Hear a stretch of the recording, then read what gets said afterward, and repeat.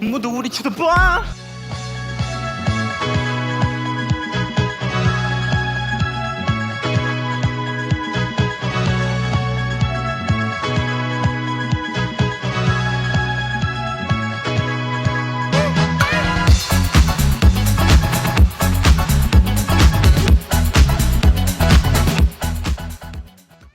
Hi guys, what's up?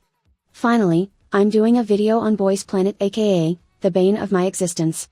Just kidding, I'm actually really enjoying the show, for the most part at least.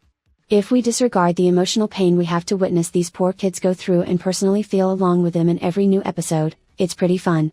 Today I want to talk about everything I hate about Boys Planet, things that annoyed me to no end and what I think about certain Boys Planet contestants. Not everyone because, to be honest, half of them don't have a strong enough presence on or off stage. At the end of the video I'll give you guys my top 9 for the final lineup. Before we get into it though,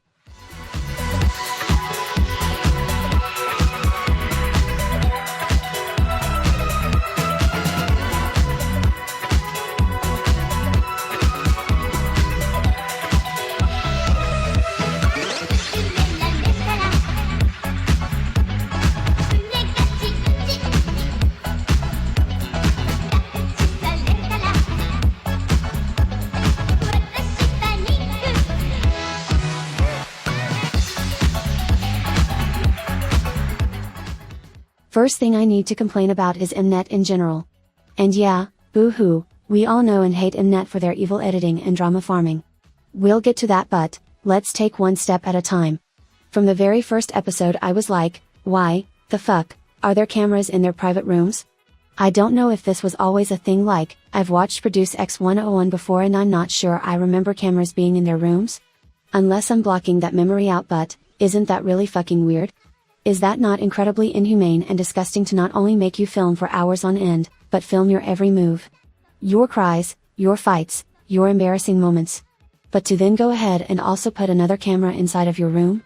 A place you're meant to rest, away from the insane pressure of being on a survival show. Why? Why do we need to see that? Stop filming them 24/7, this is not Big Brother, you weirdos. Think about who's monitoring all that video material. MNET's creepy little editors go through hours and hours of footage. Who knows what type of shit they have on camera. It's just gross and I hate it. I don't know what else to say, but if I was in one of these survival shows I would destroy the camera and flush every piece of it down the toilet. Yikes.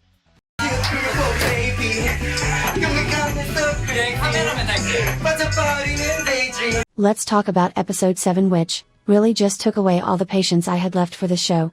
Now, first drama we need to cover is the team that did Twice's Feel Special. Including Woonggi, Donghyun, Shuai and Jin. What a god damn mess that was, holy shit. I don't know why people are screaming evil editing here, it's pretty hard to evil edit somebody's actions and attitude towards the team. No way any of you bitches can convince me that Prince Shuai wasn't simply being uncooperative and difficult to work with. Woonggi and the other members tried their best to get him to do his part, encourage him to do more, or to just properly communicate with them. You guys cannot bring up evil editing every single time it involves a Chinese member. The reality is sometimes people suck and behave badly. No amount of editing can change that, unless you just edit the team out of the episode completely. I will agree it's a bit suspicious how drama always starts in teams with Chinese contestants. Definitely not a good look on MNET's part, and 7 out of 10 times, it's probably evil editing. Or at least trying to stir up drama for the sake of entertainment. And that brings me to...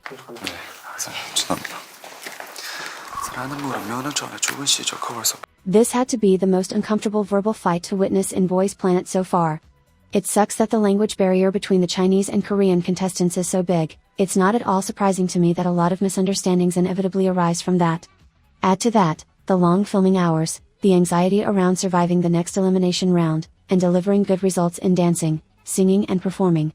And MNET is very happy to exploit the situation for their little teasers. It's a lot to deal with, especially with foreign members.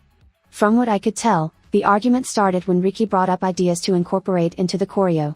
From Ma Jingxiang's point of view, it disrupts their practice if they keep changing and tweaking parts instead of perfecting what they got so far. In Ricky's point of view, adjusting to new choreography is probably pretty easy to him, so it doesn't seem like an inconvenience. The real issue is, both of them want things to go their way and none of them are willing to compromise for the sake of the team. That's what the short clip we got to see of them tells me. Obviously, MNET could very well have edited things out to make certain members look worse on screen. We don't know what happened before Ma Jing Xiang got frustrated enough to call Ricky out directly.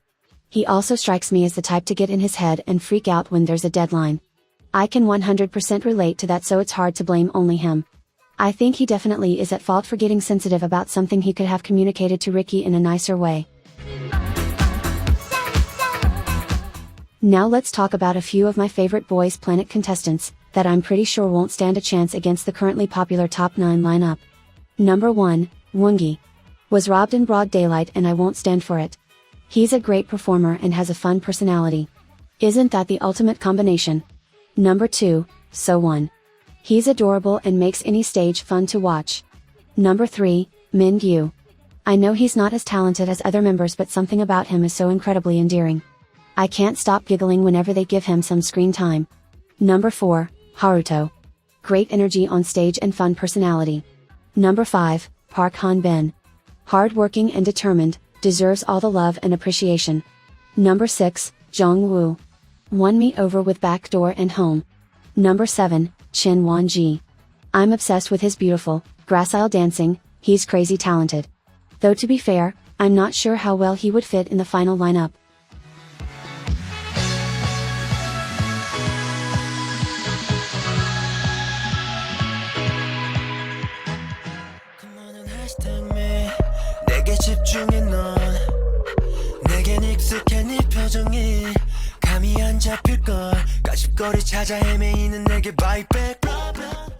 Finally, let's discuss my top 9 picks. Number 1, shocker, Kim Jiwoong.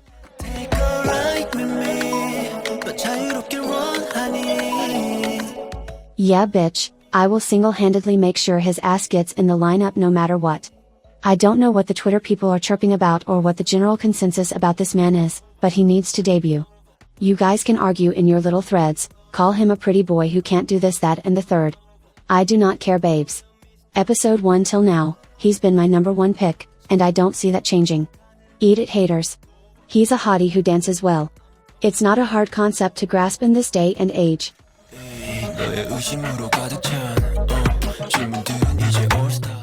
Number 2, Sung Han-bin.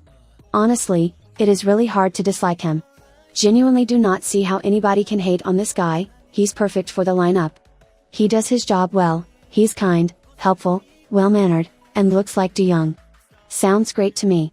Number 3, Sok Matthew. We love you, Matthew, we do. Again, it's hard to dislike him when all he does is put his best foot forward every time. I think he would work well in the lineup. Number 4, Ho-Tech. Obvious pick. Objectively the most talented with the most idol experience. If he's not in the group, what are we doing here? And to the people who want him to debut as a solo artist, just know.